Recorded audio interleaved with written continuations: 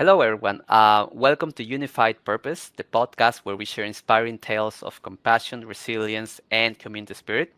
I'm your host, Oliver, Penji's nonprofit community coordinator, and I'm joined here with a very special guest, Ted Taylor from Family Promise of Greater Phoenix.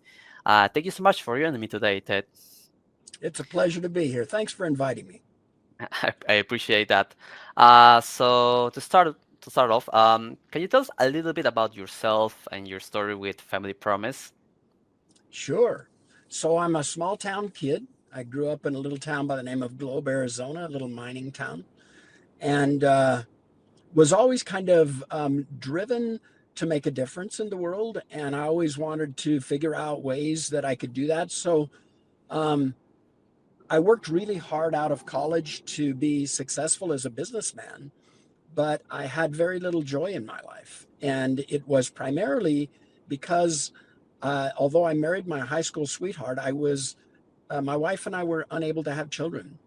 And so I struggled with that for many years. And, uh, and then one time, 15 years ago, after I would say in the world's terms, a successful business career, I was approached by my pastor at my church. And he said, "You've been volunteering for Family Promise for 3 years at the church. And I happen to be the chairman of the board, and our executive director is stepping down. And I think you should think about doing this."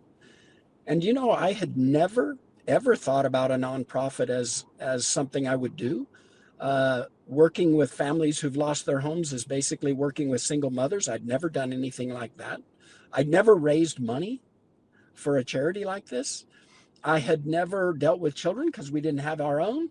So it was just quite a turn. And yet, when I went home and talked to my wife, I said, "This is what the pastor said." And she said, "If this is what we're supposed to do, then let's do it." And so 15 years ago, I turned in the direction of helping families who'd lost everything. And it's been the joy of my life. That's amazing to hear, Ted. It's like you got a higher calling to help other people. Um, I really liked it the bit that you said about just working and just not finding happiness maybe in the work that you do. I kind of relate to that. I also like as soon as as I graduated from marketing, I didn't find much happiness in my work, and just recently realized that I'm a person who likes to help people. So finding other people like yourself that just loves to help people that fulfills them is good. It's good to know. Good to know that I'm with someone that's familiar with it. And let me mention this to you. I think it's important that you hear that you're so blessed that it happened to you at a young age. It happened to me at 49. So at a young age, you have Well, a chance to really live a life of joy and fulfillment without chasing that dream of joy. And that is such an important part of this short life, in my view. I feel blessed. I feel blessed. I feel like I'm doing my part in helping this world by doing this podcast, by doing Unified Purpose with you. Um, 100%. I gotta feel a little bit proud of that. Yes. Ted, I like to do a little bit of digging on the guests, and something that was peculiar for me with Family Promise was that you were with them for about like 15 years now. Yep. And how do you like have you seen the organization change and grow during that time? Oh my goodness. So when I started, um, there were two employees. I was the second. And there was one site, and we were serving about 30 families a year.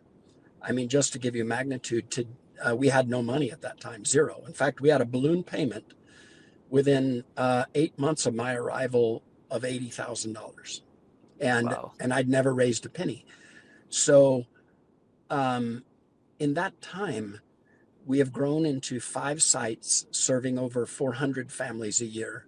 The staff is 21, and our budget is almost 3 million a year today. So we are doing amazing work, and I think to a great degree it is a reflection of the type of shelter that it is, which is a brilliant model. And I won't take credit for that. I'll give that to God, because I think it is a brilliant model.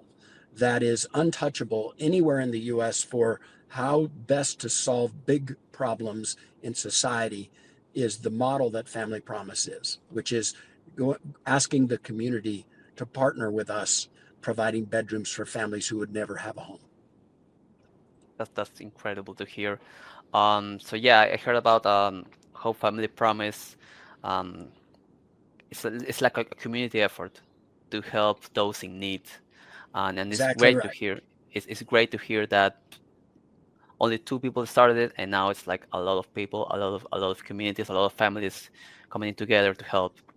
Um, so like it's great to hear that because in 15 years, there's been a lot of changes. Your organization has been growing, and I just saw in the news just last month you guys opened Legacy Village. I thought it was like a very unique method of providing housing for families in need.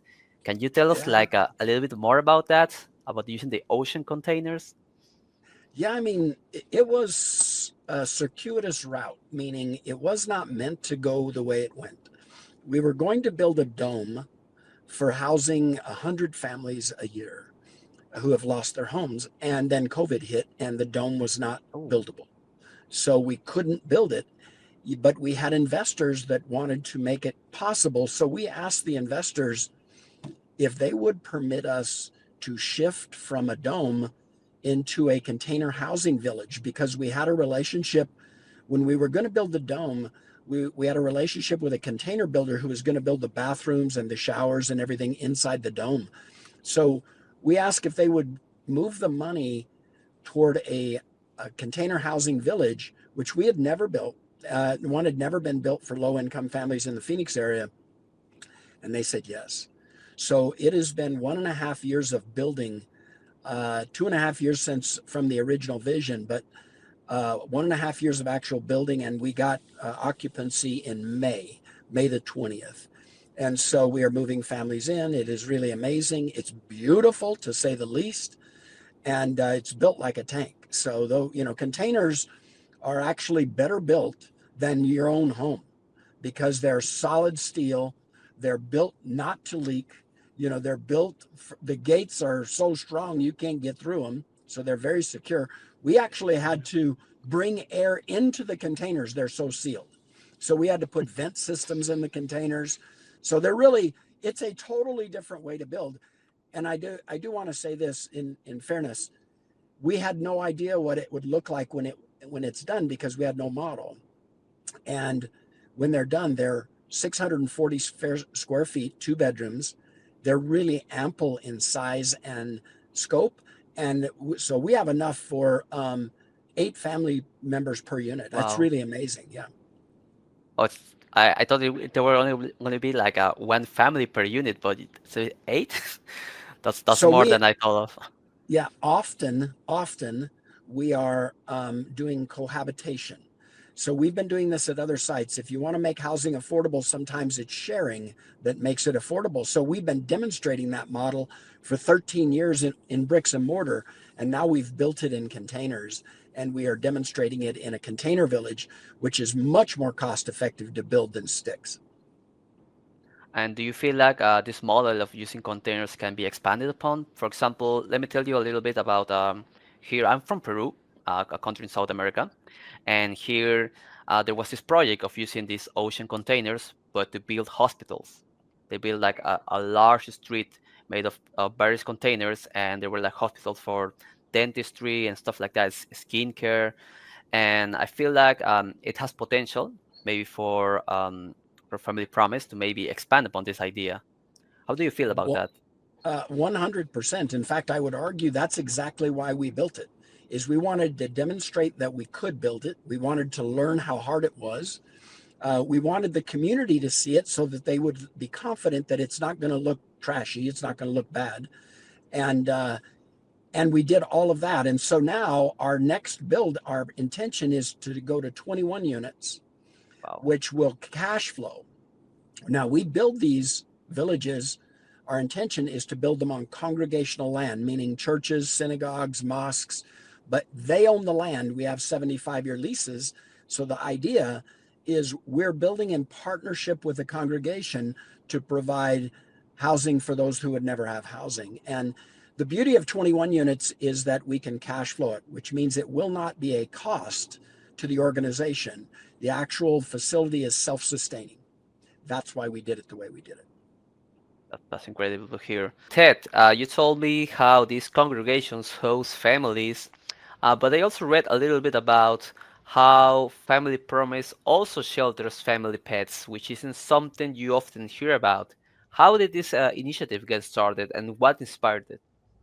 So back in 2010, when my when I first started, there were only two employees at Family Promise, and it was Cheryl and me. And we would welcome families, but whenever they had pets, we couldn't bring them in, and it was a real problem because we were both pet lovers, and neither of us have children, so it was really something important to us. But we just couldn't figure it out. Well, one day, it was in um, the beginning of 2012, we had a family come in for shelter and we interviewed them and it went really good. Everything was right. So we invited them in. They were so excited. It was a mother, a dad, and two little young kids. And so we thought, okay, everybody's going to move in. It's all good. And then the mother came up to me and said, hey, we have a dog out front. And we're like, well, unfortunately, we can't bring the dog inside the shelter because our insurance won't cover it. And we have many other families.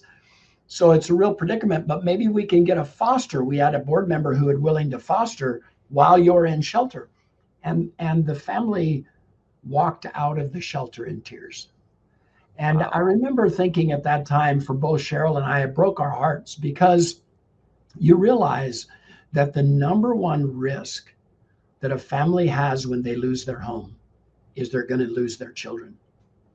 And the beautiful. reason it's a big deal is the fact is that one third of families who lose their homes end up losing their children. And so we knew them walking out meant they were again at very high risk of losing their children. If the police, for example, found them in a parking lot or sleeping behind a store, that we knew we were going to have trouble. So just broke our hearts. We're trying to figure out a solution. Then I get this really strange call out of the middle of nowhere. So here's the call. Bring. This is Andy Iscadero from PetSmart National. My boss is the head of supply chain management. He likes what you guys are doing and wondering if you could come down to PetSmart and visit with us about how we might work together. Now, I don't know about you, but we could never have gotten that phone call. Never. So it was what we call a blessing. A Just out of blessing the blue, indeed. we get this call. So we go down there and they said, what do you want to do? And we said, we want to welcome families into shelter. They said, do you have a plan?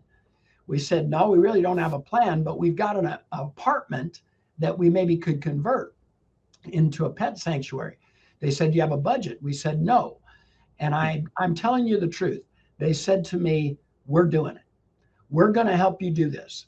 So $54,000 later and 6 months later, in October the 1st of 2012, we opened the first ever pet sanctuary in Arizona inside of a family shelter. And so Incredible. it was incredible. And so it worked really well. About, depending, 10 to 20% of our families have pets. Yep. So we could handle up to, gosh, I've seen as many, I think, as 12 dogs at a time, or 8 cats, separate rooms, separate air conditioning. We had to change all of our insurance. And by the way, no breed restrictions because we didn't want anybody exempted from it. So it has worked really well ever since. But I did want to say this to you that Yep.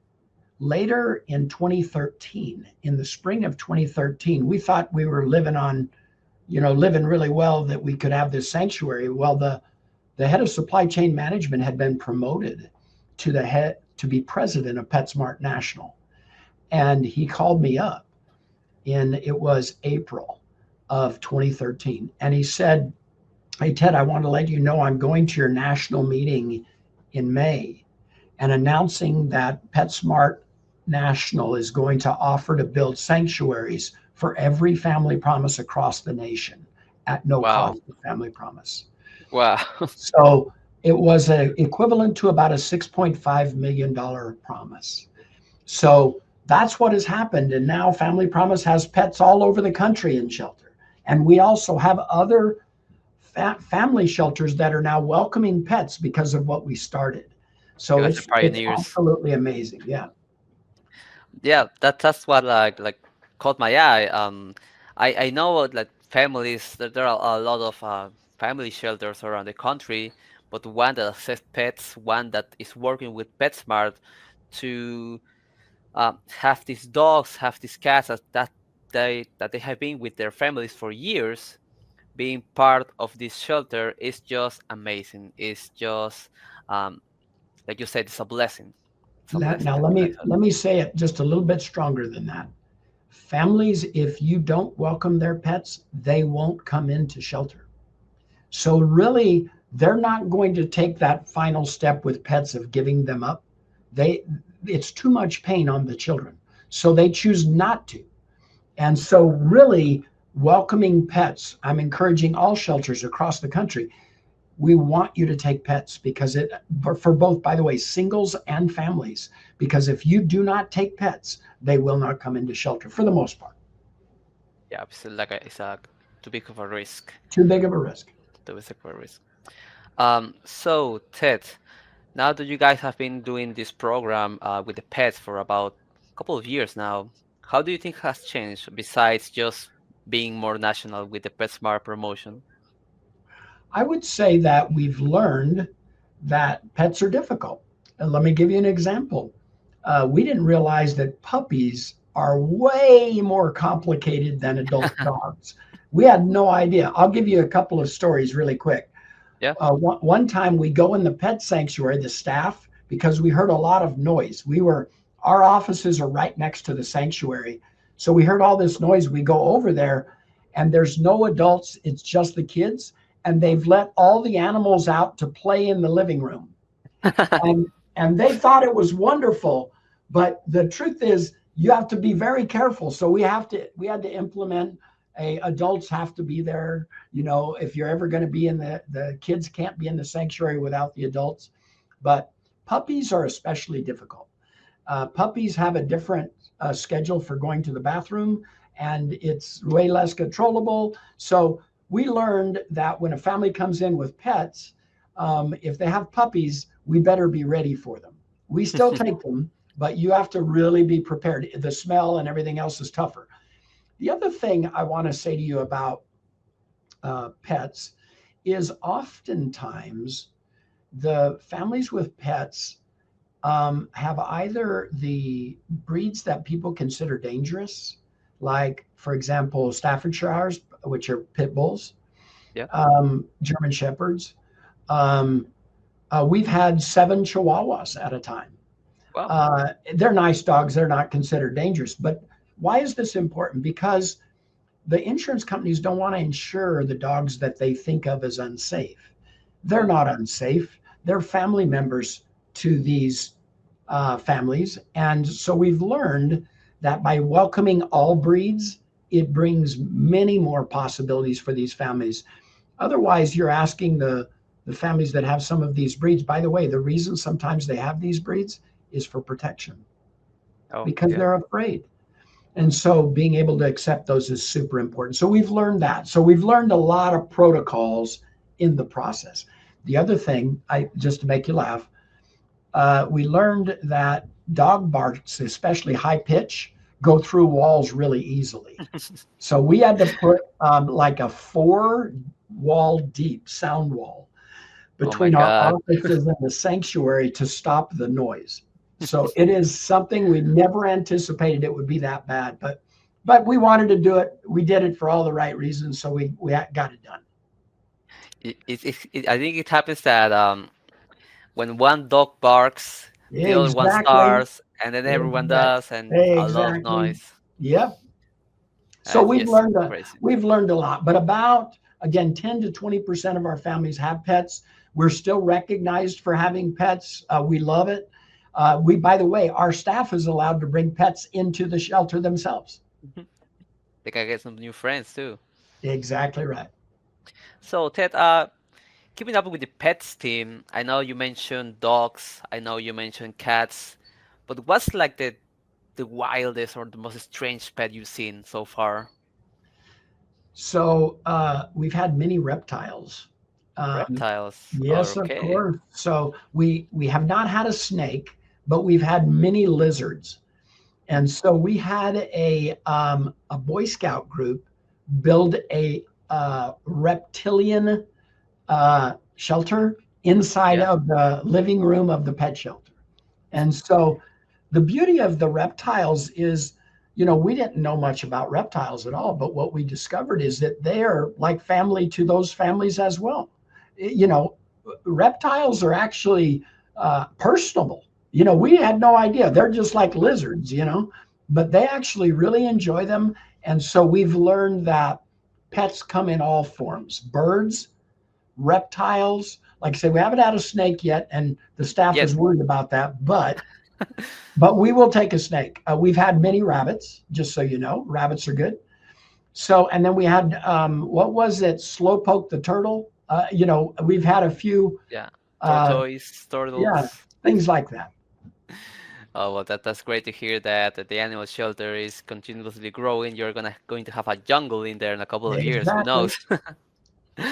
Well, so leaving pets behind, is there is one thing that I always love to ask about. Well, I talked with a lot of nonprofits, and they help many different demographics. And one thing that they all share in common is that when you work with a certain type of demographic for many years, you gain some special insights or perspectives that uh, just a normal citizen wouldn't have.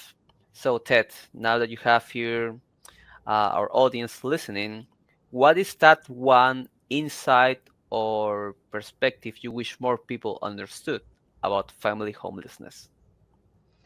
So, I am a man of faith, and I had no idea until I began working with these families who've Yep. lost everything what real faith looks like. Real faith is when you've lost everything and you have nothing yet left to hold on to. And these families would come to me and comfort me.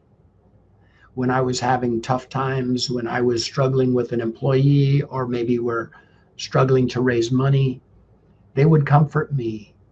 I had a bad experience hiking in a canyon that is a different story, but I was air evac out of a canyon one time. And when I got back to the shelter, the families had heard about it, and the families came to me to comfort me.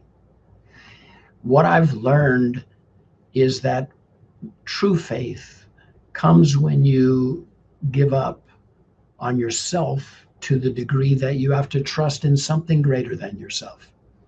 And I've learned that that's the purest kind of faith. So, in my view, that is one of the biggest blessings I've had in this work, is to witness people of tremendous faith.